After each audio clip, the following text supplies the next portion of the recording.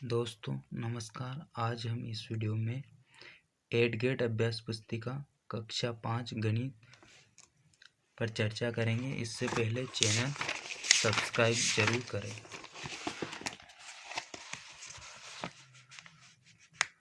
प्रश्न नंबर पहला है 2326 को लिखते हैं, तो इसका आंसर आ जाएगा सी वाला।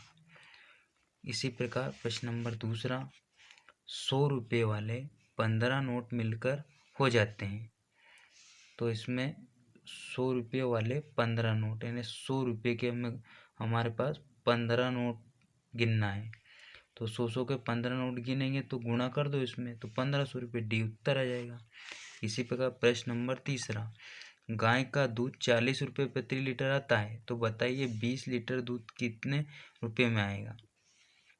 1 लीटर 40 रुपये में आ रहा है, तो 10 लीटर कितने का आएगा 400 का, और फिर 10 लीटर कितने का आएगा फिर 400 का, तो 400 कितने हो गए 800 रुपये, यानी कि सी वाला उत्तर आ जाएगा।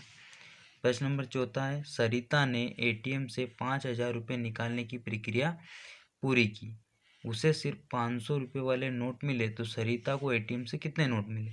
यानी कि 5000 रुपये निकालने की प्रक्रिया और 500 नोट निकाल रही हो 500 के, तो 2 जीरो काट दो, इसमें भाग दे देंगे हम, तो 5 एकन 5 यानी कि 10, ए वाला उत्तर आ जाएगा।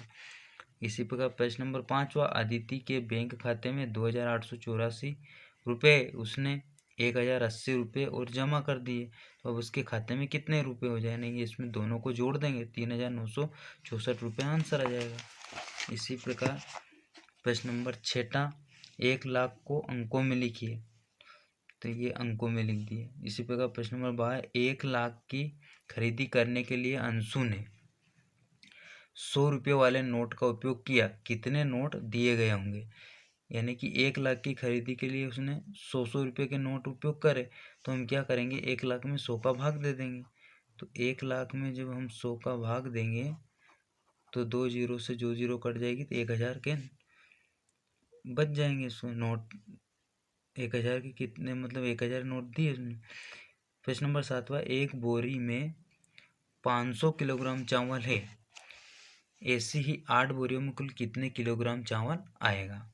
तो देखो एक बोरी में 50 किलोग्राम है, तो 8 बोरी में 50 × 8 तो 400 किलोग्राम हो जाएगा। इसी प्रकार प्रश्न नंबर 8वां है यदि दूध की कीमत 50 रुपये प्रति लीटर है, तो 2000 रुपये में कितने लीटर दूध आएगा।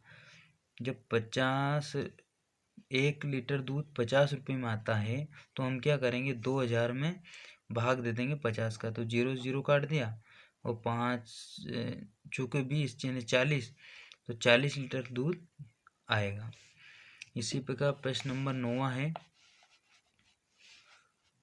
यदि अंगूर ने किशमिश बनाने पर उसका वजन 1/3 भाग रह जाता है, तो 12 किलोग्राम अंगूर से कितने वजन किशमिश बनेंगे।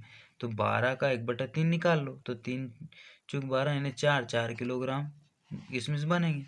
इसी प्रकार प्रश्न नंबर 10वां एक कार 1 घंटे में 60 किलोमीटर की दूरी तय करती है, तो वह 2.5 घंटे में कितनी दूरी तय करेगी। तो 1 घंटे में 60 किलोमीटर चल रही है, तो 2.5 घंटे में कितनी, यानी कि 2 घंटे में वो 120 और आधे घंटे में 30, तो 150 किलोमीटर। प्रश्न नंबर 11वां है एक रेलगाड़ी 80 किलोमीटर प्रति घंटे की चाल से चलती है, तो वह 360 किलोमीटर की दूरी तय करने में कितना समय लगेगा। यानी एक रेलगाड़ी की चाल 80 रुपये किलोमीटर प्रति घंटा है, तो 360 यानी 80 का भाग दे देंगे, तो 4.5 किलोमीटर प्रति घंटा उत्तर आ जाएगा। प्रश्न नंबर 12वां यदि एक फल विक्रेता 80 रुपये प्रति किलोग्राम की दर से सेब बेचता है, तो 12 किलोग्राम सेब बेचने पर उसे कुल कितने रुपए मिलेंगे। तो 1 किलोग्राम 80 रुपये का आता है, 12 किलोग्राम यानी कि 80 × 12, तो 960 रुपये आ जाएंगे। प्रश्न नंबर 13वां है एक व्यक्ति ने मोटरसाइकिल खरीदने के लिए बैंक से 65,000 रुपये का कर्ज लिया, उसने 1 वर्ष में हर माह समान किस्तों में कुल मिलाकर 78,684 रुपये वापस किए, तो बताए उसने हर महीने कितने रुपये वापस किए। यानी कि 1 वर्ष में 12 माह होते हैं, तो इसलिए 12 का भाग दे दें, 6,557 रुपये हर माह दिए। इसी प्रकार प्रश्न नंबर 14 है, लड्डू की कीमत 200 रुपये प्रति किलो तथा बर्फी की 400 रुपये प्रति किलोग्राम है। राजू के पास 800 रुपये है, जिसमें से 1/4 रुपये लड्डू खरीदने में और 3/4 बर्फी खरीदने में, मतलब 1/4 यानी 1/3 और 3/4 यानी 3/4। तो उसने कितने किलोग्राम लड्डू खरीदे? तो 800 गुणा 104, 1/4 भाग कर देंगे, तो 800 गुणा 1/4, तो ये हो जाएगा 200। इसको अगर 800 का 3/4 निकालेंगे 600 रुपये। तो आ वाला है, उसने कितने किलोग्राम लड्डू खरीदे, यानी कि 200 रुपये है, तो यानी कि 1 किलोग्राम लड्डू खरीदे। बा वाला है, उसने कितने किलोग्राम बर्फी खरीदी, यानी कि कितने 600 रुपये, बर्फी की कीमत 400 रुपये, यानी कि उसने 1.5 किलोग्राम बर्फी खरीदी। सा वाला है, उसने कुल कितने किलोग्राम लड्डू बर्फी खरीदी, तो दोनों को जोड़ देंगे तो 2.5 किलोग्राम हो जाएगा। इसी प्रकार प्रश्न नंबर 15, एक पानी की टंकी बनाने में लगने वाले खर्च का विवरण इस प्रकार है। जैसे इसमें ईंटें है 500, 1200 रुपये प्रति हज़ार, मतलब 1,1200 रुपये में आती है। तो 500 ईंट कितने की आएगी? 600 रुपये की। अब एक सीमेंट की बोरी 325 रुपये मिलती है, तो 7 बोरी कितने गुणा कर देंगे, 2275 हो जाए। एक ट्रॉली 5500 रुपये प्रति ट्रॉली है, तो एक ट्रॉली कितने की आएगी? 5500 रुपये की।